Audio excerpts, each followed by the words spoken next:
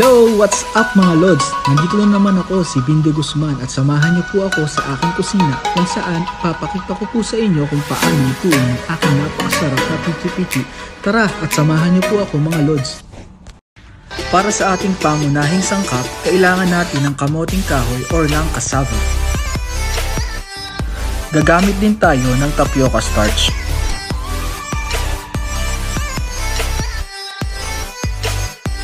Kailangan din natin ng granulated white sugar. Gagamit din po tayo ng condensed milk or ng gatas na malapot. We also need food coloring like green, yellow, red, and blue.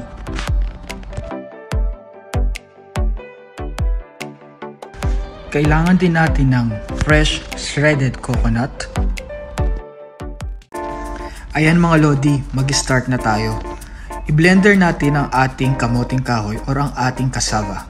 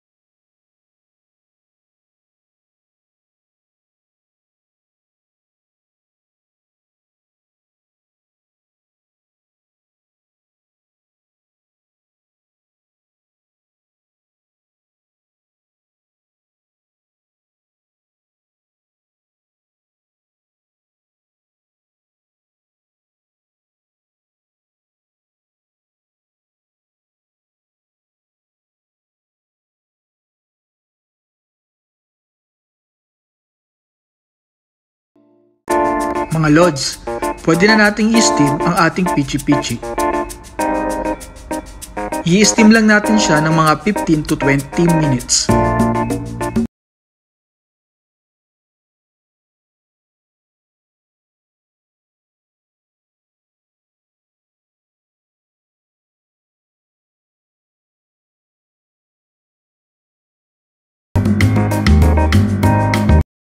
A few moments later. At ayan, luto na ang ating pichi-pichi. Pwede na natin siyang ipagulong sa ating shredded fresh coconut.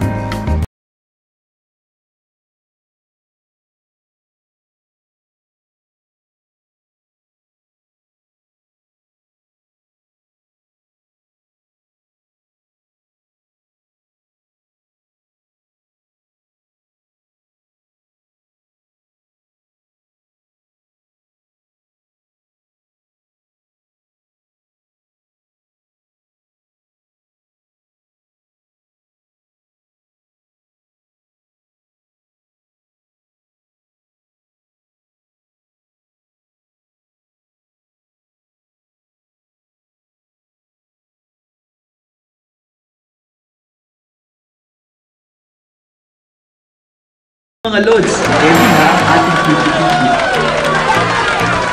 Sana ay nagustuhan ninyo ang kakaning pichi-pichi na niluto ko para sa inyo.